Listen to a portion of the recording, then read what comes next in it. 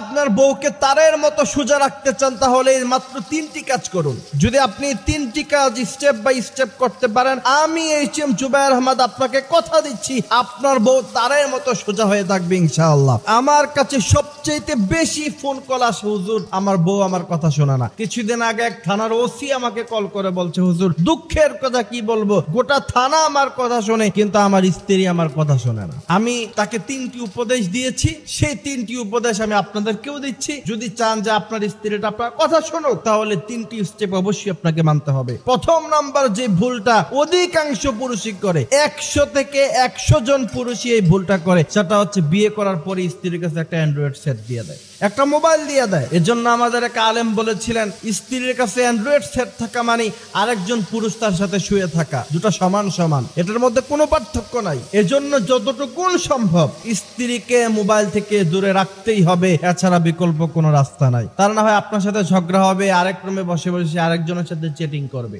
আর শয়তান তো দিক দিয়ে লেগেই আছে যে কি করে আপনার স্ত্রী থেকে আপনার সম্পর্ক নষ্ট করবে। দ্বিতীয় নাম্বার হচ্ছে একা একা তাকে শপিং মলে, বাজারে, এই যে ঈদ আসতেছে মার্কেটে ইচ্ছা মতো একা একা পাঠিয়ে দিচ্ছেন, না এটা করা যাবে না। এটা যদি করেন তাহলে অবশ্যই তার গায়রত কমে যাবে, তার লজ্জা কমে যাবে, পুরুষের সাথে সে কথা বলবে। পর্দা ছাড়া যদি আপনি তাকে বের করেন তাহলে সে দায়ুসের কাতারে চলে যাবে। যেই নারী দায়ুস, যেই নারী জাহান্নামী, সে আপনার কথা কি করে শুনবে বলেন। তৃতীয় নাম্বার হচ্ছে আপনি ফ্ল্যাটের মধ্যে বউকে একা রেখে আসছেন, আপনি তাকে বাসার মধ্যে একদম একা রেখে আসছেন, এটা করা যাবে না। আর এর মধ্যে আবার ভুল করে ছেলের বন্ধু বান্ধব, মেয়ে বন্ধু বান্ধব তার সাথে একাকী থাকা অবস্থায় দেখা করে, এটা তো কোনোভাবেই করা যাবে না। বউকে যদি পর্দায় রাখতে পারেন, বউকে যদি নামাজের তালকিন দিতে পারেন, তাহলে আপনার স্ত্রী অবশ্যই আপনার কথা শুনবে। দিন শেষে আল্লাহর কাছে দোয়া করবেন, আল্লাহ রাব্বানা হাব লানা মিন আজওয়াজিনা ওয়া যুররিয়াতিনা কুররাতা আয়ুনি ওয়াজআলনা লিল মুত্তাকিনা ইমামা। এই দোয়াটা যদি বেশি বেশি করেন, শুধু স্ত্রী নয় আপনার সন্তানাদিরাও আপনার কথা শুনবে।